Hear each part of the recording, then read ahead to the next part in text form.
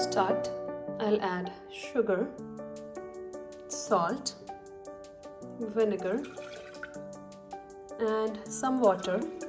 We'll just let it sit and mix by itself for a little bit. In the meantime, we will chop the peppers.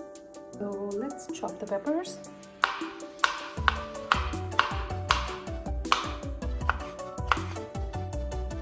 So here we have our brine, and now we will take these peppers. I'm using a glove because I don't want my hands to get this heat from the peppers since they are hot. So now here I have put all the peppers in this brine.